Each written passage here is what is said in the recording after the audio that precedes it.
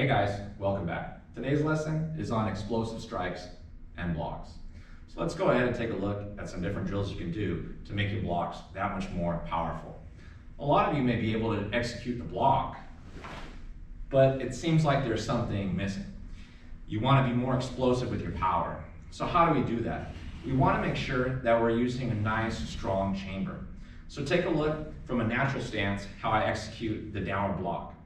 From here, I chamber, my top hand is going to be the blocking hand, and I'm able to block downward, just like this.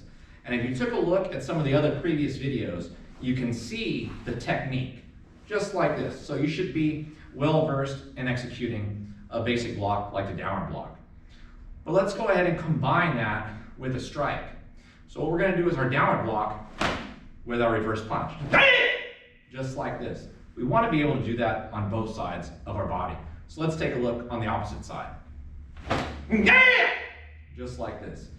So the key points to remember are the chambers. Notice the blocking hand is on top.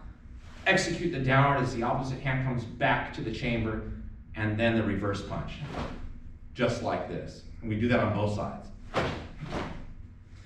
That's how you can make your moves be more explosive. Additionally, you want to turn at the waist, and you want to use that pushing and pulling effect that we talked about in the previous video.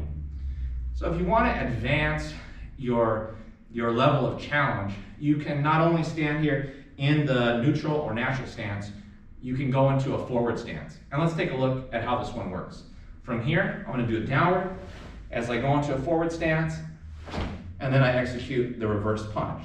So you can see, I use the same hand on the downward with that same corresponding leg in the front, and the opposite hand is going to execute the reverse punch.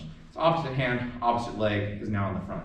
Let's go ahead and put this together. You can get many repetitions until you really feel like you're putting some serious power into the movements. Let's take a look.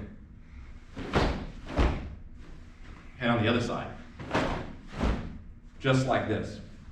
And we don't just have to do this with the downward block. We can also do it with the other blocks. Let's go ahead and try it with a rising. You'll notice that the chambering is slightly different. On the rising block, the blocking hand is now on the bottom as we knock our opponent's strike upward with a reverse punch. We can do this on the other side as well.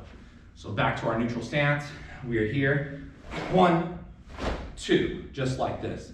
Once again, the key is in the chambering. Just like with a downward block, you see this chamber. You see that chambering. We're going to do that same concept with the rising block, except that blocking hand's going to be on the bottom rather than the top. Let's take a look.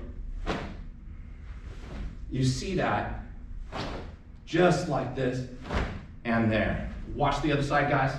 We're here. That snapping, blocking motion. So you just have to build that up. Okay, so we can also do this on the outward block as it's very similar to the rising block. Let's take a look here. Outward block. 1, 2. 1, 2. You can practice really executing that chamber and putting some power into it. Take a look.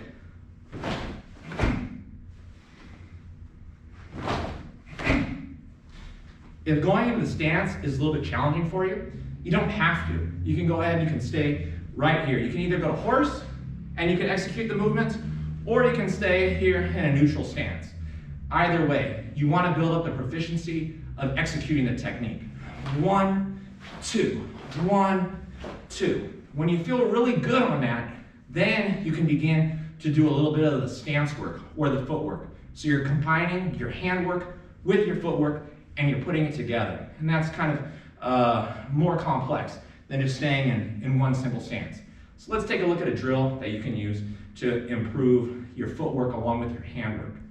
We're going to use the same technique, but we're going to be traveling. 1, 2, 3, 4, just like this. So you want to make sure your fundamentals are really strong before you start adding more speed to it. So it should look this way.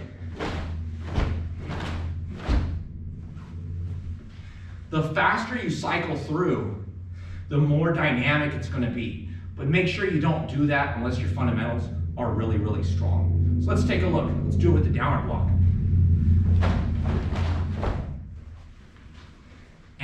time from the side perspective. Just like that. You can do this with your downward, your rising, your outward, and also your inward block. Take a look at the inward block, simply is here. 1, 2, 3, 4, just like this. We can take a look at this perspective.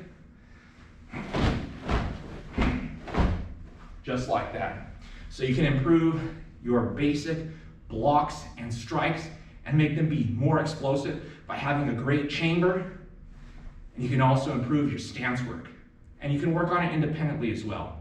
All right, check out the next video. It's going to involve some dynamic stances. I'll see you next time, guys.